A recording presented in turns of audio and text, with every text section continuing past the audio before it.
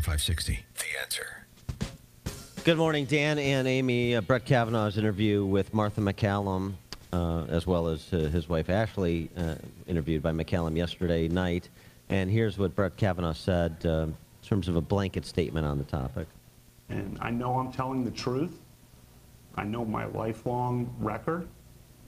And I'm not going to let false accusations drive me out of this process. I have faith in God, and I have faith in the fairness of the American people. America's about fairness and hearing from both sides. And I didn't do this or anything resembling this. This is wrong.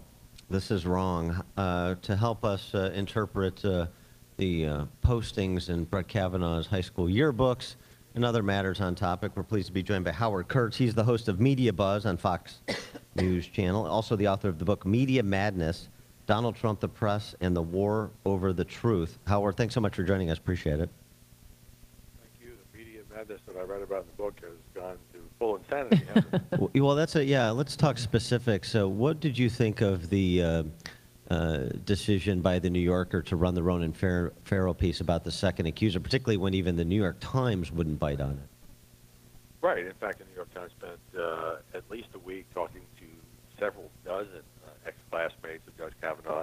Couldn't come up with any corroboration. Look, I just didn't think it was up to Ronan Farrow's standards. I mean, I have applauded the work he's done on Harvey Weinstein and Les Moonves, but, you know, this story, obviously, under extreme time pressure, had the allegation from this woman, could not find anybody who was there, although this was a party supposedly attended by a lot of people. And what really undercut the story is in the first few paragraphs, which is she at first wasn't sure. She had gaps in her memory. She had to struggle to remember, and she consulted with her lawyer. And then she felt confident enough to say, yeah, Brett Kavanaugh did this terrible thing to me. Now, during that time, that 6 days that she spent with her lawyer and, you know, jogging through her memory, is it true that some Senate Democrats were also speaking to her, trying to convince her to come forward? It is true that at least one intermediary, I believe a civil rights lawyer, went to the Dems on the Senate Judiciary Committee and told them about this case. Also, some Republicans on the committee knew about this before the story publicly popped in the New Yorker, and that's part why they were trying to sort of keep the confirmation process on track. And then, you know, oftentimes it's President Trump who does the big television sit-down to try to diffuse a controversial issue or change the subject, or, you know, the president is sort of a media master at this. And this time it was Brett Kavanaugh last night with Fox's Martha McCallum. Extraordinary spectacle, because there's never been a case where a Supreme Court nominee who is facing confirmation has gone and done a television interview, and certainly not on this kind of subject. Well, in addition to that, this is the first time I found out, at least within kind of a rough parameters of time, that when a Supreme Court nominee has lost his virginity. I mean, how far down the rabbit hole are we here? To know, right? I don't. Yeah, I do not want to know when Ruth Bader Ginsburg lost her virginity. I'm going to let that one lie right there. Yeah. Yes, don't take the bait. But I must say, you know, I've watched my colleague Martha McCallum ask Kavanaugh about Christine Ford's allegations, about Deborah Ramirez's, the one woman who surfaced in the New Yorker, and about Michael Avenatti claiming to have a woman is going to make even more crazy, or I shouldn't say crazy, but allegations about the judge. Some of the critics of Fox saying, oh, this is going to be a total softball interview, and it was anything but. She asked him a lot of hard questions, and he was scripted at times, tried to stick to his talking points, but also was vociferous, I think, in saying that these things did not happen. But do you think he was effective, and do you think he was believable? I think it was a smart move on the part of the White House to put him out there, because while, you know, he's sort of been under the cone of silence and just putting out these statements, so people get to see him sitting there with his wife. We have not heard, at least on camera yet. We'll see if Christine Ford testifies from either of these two women. Believable sort of depends on where you sit. I think most conservatives look at this and see it as a Democratic smear, especially with this latest case. I think most liberals want to believe that these things happen. So I think if a poll came out today, I think you'd see the country was split.